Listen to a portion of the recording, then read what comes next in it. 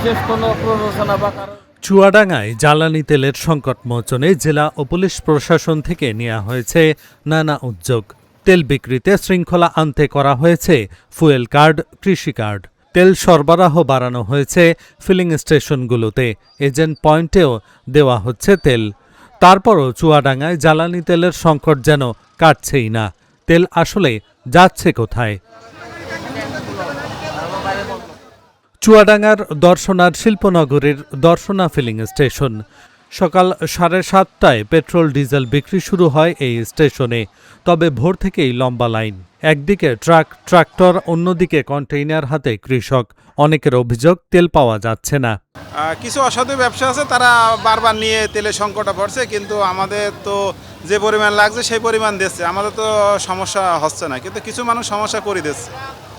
তেল লিগে বাইরে ওরা পাস করে সংকট বানিয়ে দিচ্ছে, কিন্তু পাম্পে পর্যাপ্ত পরিমাণ আগে ছাড়া বেশি তেল দিচ্ছে এখন, কিন্তু তারপরেও সংকট দেখাচ্ছে, কিন্তু সংকট নেই। কিন্তু এটা মানুষের সমস্যা, সরকারের কোনো সমস্যা নেই, তেলেরও কোনো সমস্যা নেই। আমরা তেল নিতে এসেছিলাম, তো এখানে সুশৃঙ্খলভাবে তেল দিচ্ছে।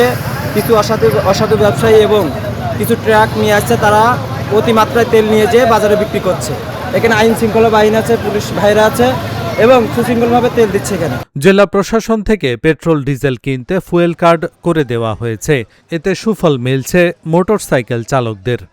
লাইনের নিতে হচ্ছে, তাছাড়া পর্যাপ্ত আছে, একটু ধৈর্যের পরিচয় দেওয়া হচ্ছে। আর পরিস্থিতি যেভাবে সেইভাবে চলতে হবে। তেল, আমি এখন তেল নিতে আসলাম, তেলের কোনো সংকট দেখছি না। যে পরিমাণ চাচ্ছে তাকে সেইভাবেই দেওয়া হচ্ছে। চুয়াডাঙ্গা জেলাতে কোনো তেলের সমস্যা নেই, শুধুমাত্র সুশৃঙ্খলভাবে সবাই যদি লাইনে থেকে মানে তেল নেয়, তাহলে পর্যাপ্ত পরিমাণে তেল দিচ্ছে এবং তেল আসে। সকাল 8টা থেকে তেল দেওয়ার কারণে সময় মতো তেল নিতে পারছেন না এবং যেখানে 2000 টাকার তেল প্রয়োজন সেখানে পাচ্ছেন 500 টাকার তেল, বলছেন সাধারণ মানুষ। কৃত্রিম সংকট দেখা যাচ্ছে, এখানে বলছে পাম্পওয়ালারা তেল নেই। আমাদের তো প্রতিদিন 2000 টাকা তেল লাগে, পাচ্ছি 500 টাকা। ভাড়ার গাড়ি চালাই, দিতে হয় 300 টাকা প্রতিদিন। সংসার চালাবো না, ভাড়ার গাড়ি দেবো না তেল নেবো বলে।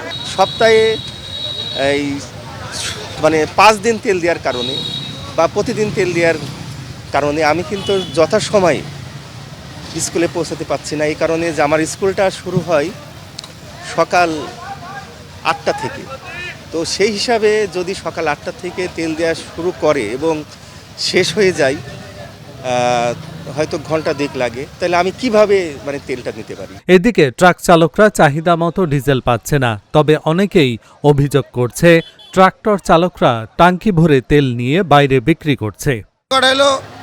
সব স্টক করছে, কবে তেল পাবো না, এই জন্যই এই তেল স্টক করে এই সংকট করছে। প্রত্যেক চাষির বাড়ি তেল আছে, প্রত্যেক ট্র্যাক্টর ড্রাইভার বাড়ি তেল আছে। এই তেলগুলো করছে কি? আর ট্রাক ড্রাইভাররা এক কাইসা তেলও স্টক করছে না, সিএনজিলা স্টক করছে না, এরা স্টক করছে, এদের রোডই চলছে। এই স্টক থাকা যাবে। আর আমরা বাইরের পাম্পে গেলে আমাদের তেল দিয়েছে না, আর এলাকার পাম্পে এসেও বলছে আমাদের 10 লিটার নাও, 20 লিটার নাও, তেলের কোনো সংকট নেই। এইগুলো আমাদের মেনটেন করতে হবে। তেল পাম্পগুলোতে তেলের বরাদ্দ বাড়ানো হয়েছে দ্বিগুণ। তারপরও কেন এই সংকট, বললেন পুলিশ কর্মকর্তা।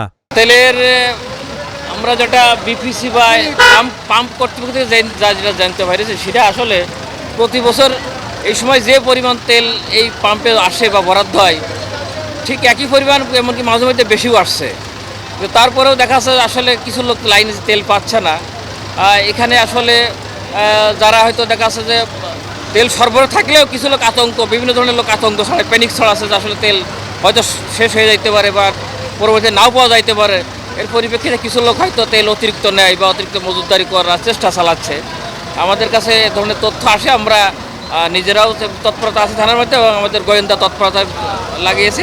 এগুলো আমরা যদি পাই তার কঠোর আইনগত ব্যবস্থা গ্রহণ করা হবে। জ্বালানি তেল সংকটের একই চিত্র জেলার 4টি উপজেলার 22টি ফিলিং স্টেশনে। পেট্রোল আছে, ডিজেল আছে পর্যাপ্ত, তারপরও সংকটের আওয়াজ তুলছে এক শ্রেণীর মানুষ।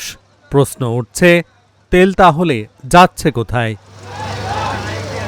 Dhaka journal, news desk.